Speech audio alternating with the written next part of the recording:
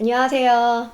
오늘은 돈의 속성이라고 하는 김승호 저자분이 지은 책에 대해서 말씀드려보고자 해요. 책은 이제 김승호라고 하는 사실 회장님으로 더 잘 알려진 분이죠. 이분 같은 경우는 유튜브 같은 데 많이 나오고 계셔가지고 사실 많이 알고 계실 거라고 생각을 해요. 그러니까 이분 성함을 많이 보긴 했는데 실제로 뭐 책을 본다든지 유튜브를 본다든지 그런 적은 없거든요. 얼마 전에 교보문고에 갔다가 이 책을 보고서 괜찮다라는 생각이 들어서 읽게 됐습니다. 그러면 내용이 어떤지 하나씩 소개를 해드리도록 할게요. 우선 이 책 제목이 돈의 속성이잖아요. 그래서 저도 어떤 속성이 있는 걸까 되게 궁금했는데 이분이 이 저자가 이제 말을 하고 있는 돈의 속성 같은 경우는 돈이 사람이랑 같다라는 거거든요. 그래서 사람처럼 존중을 해줘야지 떠나지 않고 내 옆에 오래 남는다. 불법적으로 얻어진 돈은 그 주인을 해칠 수 있다라고 얘기를 하고 있습니다. 그리고 좋은 주인을 만난 돈은 점점 여유롭고 또 풍요로워진대요.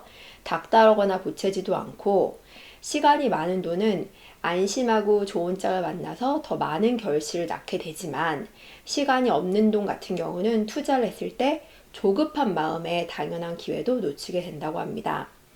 그리고 돈을 사랑하고 돈을 다룰 줄 알아야 되고 또 돈이 목적이 되면 안 되는데 돈이 목적이 되는 순간 모든 가치의 기준이 돈으로 바뀌기 때문에 집안의 주인이 돈이 되고 그 돈이 사람을 부리기 시작한대요. 그래서 사람이 돈을 대신해서 일을 하면서 돈의 노예가 된다라고 하고 있습니다. 돈이 사람이랑 같다는 게 전반적인 돈의 속성이라고 이 저자는 설명을 하고 있습니다. 근데 이분은 아시겠지만 작년 기준으로 5천억 대의 자산가시더라고요.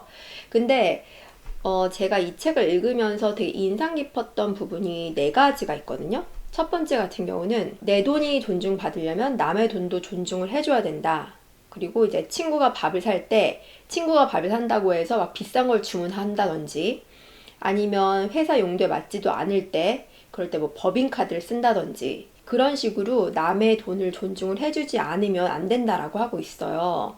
그리고 또 인상 깊었던 부분은 코스트코 이제 가면은 주차장 같은데 뭐 쇼핑카트가 많이 있잖아요. 근데 이 쇼핑카트가 막 굴러다니고 있는 걸 보면은 그거를 꼭 이제 들고서 그 코스트코에 들어간다 그래요. 코스트코 자체는 이 저자분이 이제 주식을 샀기 때문에 자기랑 이제 함께 동업을 하는 것처럼 이제 생각을 해가지고 뭐 거기에 물건을 잘 아낀다 이런 것도 있지만 예전에 이분이 이제 슈퍼마켓을 운영을 했는데 쇼핑카트 때문에 매년 한 2만 달러 그러니까 뭐 하나로 따지면 지금 환율로 따지면 한 3천만 원 정도 되거든요. 그 금액을 매년 손해를 봤대요. 그래서 내가 고객으로 장을 보러 가더라도 이 쇼핑카트를 함부로 대하지 않는다고 하거든요. 그리고 또 다른 인상 깊었던 점은 이제 이분이 뉴욕에서 국어를 하고 있는 이제 뭐 거린을 본 거예요. 그래서 그분을 이제 딱 봤는데 계속 보고 있었는데 이제 돈이 이제 다 마련이 됐는지 이제 떠나려고 하는 거예요. 근데 이 돈이 들어있는 동전통을 딱 보더니 어떤 동전은 다 그냥 버리고 나머지만 가져갔다는 거예요. 그래서 그 사람이 가고 나서 딱 봤더니 떨어진 돈은 거의 뭐 푼돈이 떨어져 있는 거죠. 그러니까 몇십 원 이렇게 떨어져 있는 거예요. 그래서 그 사람을 보면서 작은 돈을 함부로 하는 사람은 큰 돈을 다루지 못한다는 걸 알기 때문에 오히려 이 저자분이 그 푼돈을 이제 보석을 줍듯이 소중히 주었다고 하는 그런 내용이 나와 있었거든요. 그러면서 작은 돈을 함부로 하지 말라 라고 써 있었는데 저는 그 부분이 되게 인상에 많이 남았어요. 근데 제가 이 책을 읽기 전에 이웃집 백만장자라고 하는 책을 읽었거든요. 근데 그 책은 백만장자의 속성이 어떻고 이 사람들이 어떻게 살아가고 뭐 생활태도가 어떻고 이런 게 나와 있는 책이에요. 근데 그 책에 나와 있는 이 백만장자의 모습이랑 이 저자의 모습이랑 굉장히 비슷하다고 생각을 했거든요. 제가 이걸 보고서 정말 백만장자는 이렇게 작은 돈을 소중히 하나 보다라고 이제 느끼게 돼서 저한테는 인상이 깊었던 것 같습니다. 그리고 인상이 깊었던 점 두 번째는 그러니까 이분 같은 경우는 지금 돈이 굉장히 많잖아요. 몇 천억의 자산이 있기 때문에. 그래서 제가 이제 보통 생각했을 때는 이게 돈이 많은 사람이니까 굳이 일 안 해도 되고 아니면 그냥 뭐 여행이나 하면서 뭐 시간을 보내겠지 뭐 맛있는 거나 먹고 그렇게 생각을 했는데 그렇지 않다고 하더라고요. 그러니까 재산을 지키기 위해서 매일매일 하는 일이 있는데 제가 이걸 보고 정말 깜짝 놀랐거든요. 그러니까 이분이 우선 아침에 하는 일이 굉장히 많아요. 근데 이 아침에 하는 일이 우선은 이메일부터 확인한대요. 이메일은 4개가 있대요. 그래서 이메일을 다 확인하고 뭐 업무상 요청 같은 건 바로 이제 처리를 해주고, 그리고 팬레터 같은 게 이제 오기도 하는데 그런 이메일은 모았다가 한두 달에 한 번씩 답장을 해준대요. 그러니까 바로바로 답장을 하면 이게 또 채팅처럼 또 바로 답장이 또 날라오고 이런 식으로 하기 때문에 한 달이나 뭐 2달에 한 번씩 답장을 해준다고 하고 있습니다. 그리고 메일 확인이 끝나면 이제 사이트로 들어가서 신문을 읽는데요. 근데 신문을 뭐 저 같은 경우는 뭐 CNN 하나 읽으시나 보다 이 정도로 생각했는데 그런 게 아니고요. 신문을 굉장히 많이 읽으시더라고요. 첫 번째는 뭐 뉴욕타임즈, 워싱턴 포스트, 월스트리트 저널, CNN, 팍스뉴스 이렇게 뉴스 채널을 이제 본 다음에 그 다음에 파이낸셜 타임즈, 더타임즈, 로이터 통신 보고 러시아 소식도 훑어보고 일본으로 와가지고요. 아사히 신문, 요미우리, 일본 경제신문, 야후 재팬 홈페이지 보고 중국으로 와서 글로벌 타임즈, 인민일보 이것도 보고 중동의 요르단 타임즈도 보고 또 유럽으로 넘어와서 프랑스의 르몽드,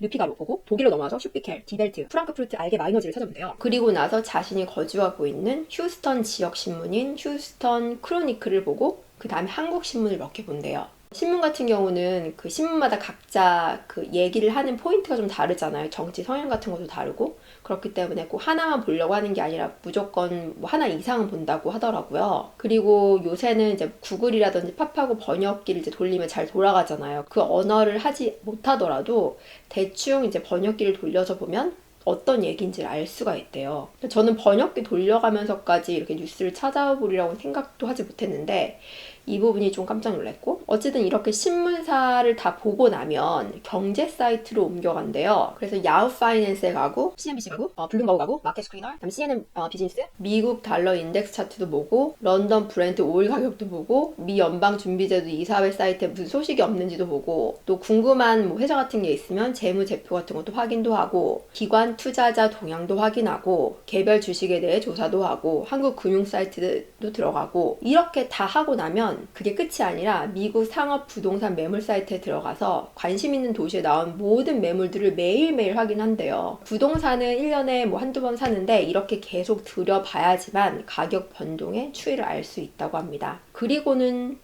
드디어 취미 사이트로 가서 뭐 유머 사이트도 가고 박람회 사이트, 아마존, 넷플릭스, 뭐 한국 서점, 페이스북, 인스타 이런 걸 다 둘러본대요. 그리고 이렇게 얻는 정보랑 뭐 자료 같은 걸 바탕으로 사업 방향을 정하거나 이제 투자를 정하고 더 궁금하거나 관련된 책이 있으면 또 주문해서 바로 읽고 정리하고 자료화한대요. 그리고 인쇄를 하고 폴더에 넣는데요. 자산을 벌고 모으고 관리하는 것에 있어서 다른 사람 아무도 믿지 않고 자기 자신만을 믿는데요. 그래서 이렇게 여러 사람들의 지혜랑 정보를 계속 얻으려고 노력을 한다고 합니다. 이렇게 많은 정보를 막 계속 보다 보니까 뭐 사업 구상 같은 것도 나고 뭐 투자의 방향 같은 것도 정해지고 이렇게 됐다는 생각이 들었거든요. 그래서 이 부분은 되게 인상 깊었고요. 그리고 제가 생각했던 세 번째 인상 깊었던 부분은 지출해야 될 게 있으면 꼭 그 날짜를 정해서 늦지 않고 지출한다라는 거였고요. 하루 벌어서 하루를 사는 사람들 있잖아요. 예를 들면 뭐 청소업체라든지 뭐 수리업체, 뭐 배달업체 그 등등 시간을 팔아서 돈을 버는 사람들의 시간을 뺏어왔으면 그거를 이제 바로 그날 바로바로 줘라 라는 게 좀 인상이 깊었고요. 부모님 생활비 같은 경우는 자동으로 결제하게 만들어서 반드시 늦지 않게 해라. 그러니까 부모님들 같은 경우는 하루 늦으면 뭐 자식이 사업이 안 되나 뭐 자기가 뭐 잘못했나 이런 거를 걱정이 없어도 걱정을 만들어서라도 할 거기 때문에 꼭 늦지 않게 부모님 용돈도 드려라 라는 부분이 인상이 깊었습니다. 그리고 네 번째로 제가 인상이 깊었던 부분은 남에게 불행한 일이 생겨야 이제 수입이 발생하는 사업이 있잖아요. 예를 들면 뭐 담배 사업이라든지 뭐 술, 무기, 제약회사, 뭐 부채청산, 전당포 이런 사업에는 투자를 하지 않는데요. 왜냐면 돈도 우리랑 마찬가지로 우울하고 어두운 거는 가까이 가고 싶지 않기 때문에 이런 분야에는 투자를 하지 않는다고 합니다. 보통 이제 돈이 되는 분야라면 그냥 다 투자를 할 거라고 생각을 했는데 그렇지 않고 모든 사람한테 도움이 되는 그런 사업에만 투자를 한다는 마인드가 좀 좋다고 생각이 들었습니다. 그럼 이 책으로 들어가서 이분이 이제 이 저자분이 어떤 얘기를 하고 있는지 하나씩 말씀을 드리도록 하겠습니다. 이분 같은 경우는 이제 투자를 할 때 좋은 회사를 골라가지고 그 기업에 투자를 하는데 이제 주식을 사는 걸로써 투자를 많이 하고 있고요. 또 복리의 중요성을 굉장히 많이 얘기를 하고 있거든요. 그래서 자기가 만약에 25살 청년으로 다시 돌아간다면 매달 같은 날에 50만 원씩 이제 주식을 사 모을 거라고 써져 있고요. 그리고 경제 용어를 이해해야 되고 금융 문맹을 벗어나라라는 얘기를 되게 강조하고 있거든요. 그래서 이 책에 굉장히 많은 경제 용어가 나와요. 근데 이 용어들 이해하지 못하면 이 용어들 공부하라라고 하고 있는데 저도 보니까 알지 못한 용어들이 되게 많아가지고 아, 공부가 필요하겠다 이런 생각이 들었어요. 그리고 이분이 얘기를 하고 있는 부자가 되는 방법 같은 경우는 첫 번째, 자신이 부자가 될 수 있다고 믿으래요. 그 믿음이 자기가 이제 행동을 하고 또 고민을 하고 도전을 하게 만들어주고 결국은 길을 만들어주기 때문이라고 합니다. 직장인들이 부자가 되려면 자신을 1인 기업의 경영자라고 생각을 하고 서비스 개선을 위해서 항상 노력을 하래요. 그러면 회사 수입도 증가하고 나도 승진을 할 수가 있게 된다고 합니다. 급여 20%는 없다고 생각을 하고 20년 동안 모으면 부자로 은퇴할 수 있을 거라고 그래요. 그리고 직업은 2개라고 생각하고서 항상 경제를 공부하고 관찰하라고 합니다. 그러니까 투자는 저축이 아니고 저축은 투자가 아니라고 해요.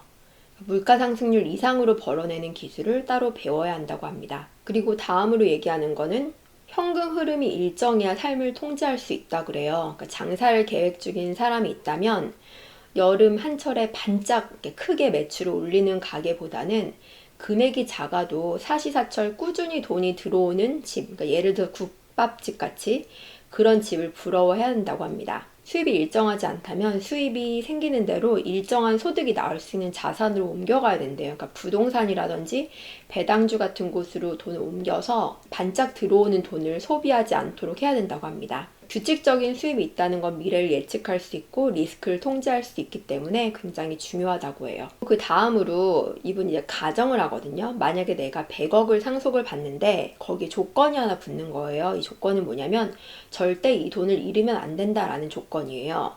근데 이 경우에는 이제 100억을 잃으면 안 되니까 어디 투자를 하기는 좀 불안하고 뭐 부동산 같은 걸 또 사자니까 또 세입자 잘못 만나면 또 어떻게 될 수도 있고 해서 정기 적금을 해야겠다라고 해서 정기 적금을 하는 거예요.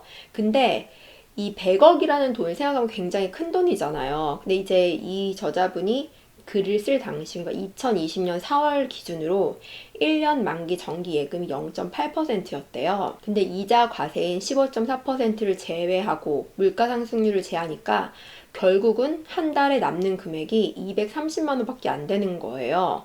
그러니까 100억이라는 돈에서 이자만 한 달에 받으려고 하면 230만 원이라는 거죠. 내가 만약에 한 달에 230만 원을 벌 수 있다면 자산이 100억이 있는 사람이랑 별반 차이가 없다는 거예요. 아마 이거를 지금 들으셨으면 제가 예전에 올려드린 영상이 있는데 그 예금 이자로 200만 원을 벌려면 통장에 돈이 얼마나 있어야 될까? 월급이 작은 것만이 아닌 이유라는 그 영상이 있어요. 200만 원이라는 이자 수입을 얻으려면 굉장히 많은 자산을 굴려야 되기 때문에 자기가 직업이 있고 이 직업에서 돈이 이제 고정적으로 나온다는 거는 이 금액이 정말 작지 않다는 거거든요. 그래서 제가 저번에 올려드렸던 영상이랑 비슷한 내용이었다고 생각이 들었습니다. 그리고 다음으로 자산을 키워서 자본에서 나오는 그 자본 이익이 노동에서 버는 돈보다 더 많아지는 날이 진정한 부자가 된 날이래요. 그러니까 자기가 어떤 직업을 갖고 있고 그 직업에서 얼마나 돈이 나오든 간에 그걸 떠나서 자기가 갖고 있는 자산에서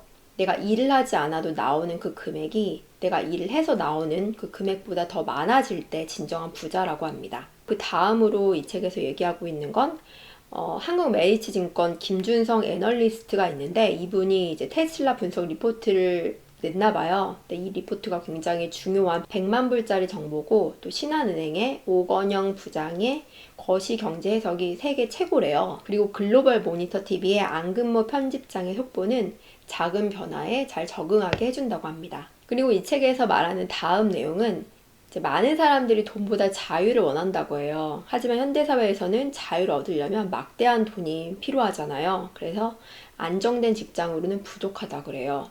그리고 가난을 겪어보지 않은 사람은 얼마나 무서운지 짐작도 못한다. 그리고 빈곤은 예의도 없고 품위도 없다. 음식을 굶을 정도가 되거나 살 곳이 없어지면 인간의 존엄을 지킬 방법이 없기 때문이라고 해요. 형편이 어려워진 사람은 마음의 여유나 평정 같은 걸 유지하기가 어렵고 객관적인 시각을 갖기가 힘들기 때문에 불평이랑 원망이 늘어나고 또 인간관계가 무너질 수밖에 없다고 합니다. 빌 게이츠는 가난하게 태어난 건 죄가 아니지만 가난하게 죽는 건 자신의 잘못이다라고 말을 하기도 했습니다. 그리고 다음으로 얘기하고 있는 건요. 이제 이분이 살다 보니까 산에서 돌이 굴러 떨어지면 돌에 맞아 죽는 사람도 있지만 이걸 피하는 사람도 있고 오히려 그 돌을 내다 파는 사람도 있대요. 그래서 가장 큰 부의 이동은 매번 이런 식으로 이루어졌다고 합니다.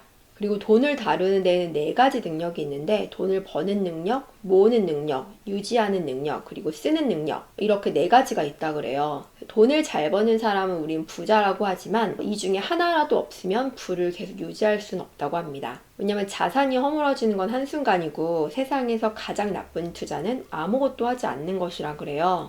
그래서 시간이 많다고 생각하지 말고 한 살이라도 젊을 때 투자를 빨리 시작을 해야 된다라고 하고요. 지금 해도 늦다.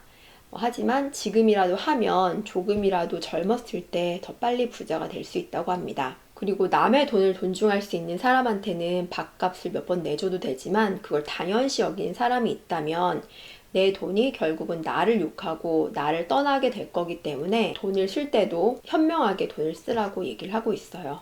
그래서 많이 벌어서 잘 모으고 잘 지키고 잘 쓰는 부자가 되라 라고 합니다. 그리고 흑수저는 금수저를 두려워하지 않아도 된대요. 그러니까 강자는 강자이기 때문에 갖고 있는 약점이 있는데 바로 변화를 알아차리는데 시간도 걸리고 또 그걸 알아도 실행이 더디다는 점이 있기 때문이래요. 그래서 약자가 전략을 바꾸고 빠르게 실행하면 오히려 성공 확률이 높다고 합니다. 약자가 강자의 밥이 아니라 강자가 약자의 밥이래요.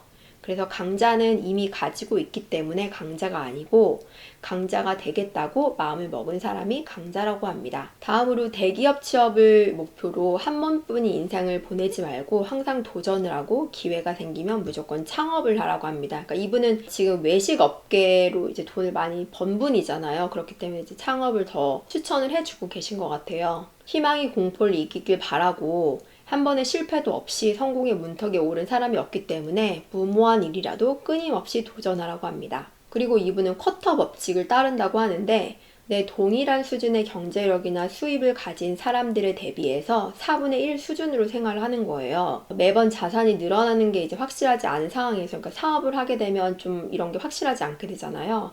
그래서 경제적인 문제가 생겼을 때 수입 없이 3년은 살 수 있다는 그 위기 극복을 위해서 이렇게 지금도 쿼터 법칙을 지키면서 이제 살고 있고, 버핏 같은 경우는 이 책을 쓸 당시에 62년 전에 구매한 자택에서 아직도 살고 있다고 해요. 그리고 아침 식사도 출근하는 길에 맥도날드에 들려서 모닝 세트 중에 하나를 먹는데 재정적으로 좀 넉넉하지 않다고 느껴질 때 그럴 때는 그 중에서도 싼 거를 골라서 먹는다고 합니다. 그래서 저자분 같은 경우는 워렌 버핏처럼 이 정도로는 막 검소하게 살진 않겠지만 그래도 이 쿼터 법칙을 지키면서 검소하게 살고 싶다고 하고요. 그리고 마지막으로 절대로 다시 가난해지지 말라. 어느 정도 안정적인 삶을 유지하는 사람한테도 다시 가난해지지 않도록 긴장을 늦추면 안 된대요. 요새 워라밸이라든지 욜로족, 소확행 이런 개념이 많이 있잖아요. 근데 그런 개념에 동조하지 말고 일과 삶이랑 이제 균형을 맞춘다는 그 멋진 말이 인생을 송두리째 날려버릴 수가 있대요. 우리가 할 수 있을 때 죽기 살기로 노력하고 공부하고 기록하고 개선하고 참여하라고 합니다. 일론 머스크는 2022년 6월에 올린 트윗에서 나는 일주일 내내 하루 16시간을 일하고 1년 52주를 일하는데 사람들은 나를 행운아라고 부른다 라고 올린 적이 있다고 해요. 그러니까 세계 최고 부자도 인생이 이렇게 만만하지 않다는 것을 너무 잘 알고 있고 그의 워라밸이 무엇인지를 잘 알 수 있다고 합니다. 그래서 젊은 친구들 이게 현실이니까 열심히 살아라 라고 이제 얘기를 하고 있어요. 이렇게 돈의 속성이라는 책에서 이제 얘기를 하고 있는 걸 간추려서 얘기를 해드렸는데요. 제가 이 책을 읽고 나서 굉장히 많이 배울 점이 있다고 생각을 했거든요. 이렇게 돈이 많은 자산가도 열심히 이제 일을 하고 공부를 하는데 아, 나는 좀 공부를 너무 안 하고 있지 않나 이런 생각이 많이 들었고 경제 지식을 많이 늘려야겠다라는 생각을 했습니다. 오늘도 이렇게 영상을 봐주셔서 감사드리고요. 다음 영상에서 또 찾아뵙도록 하겠습니다. 감사합니다.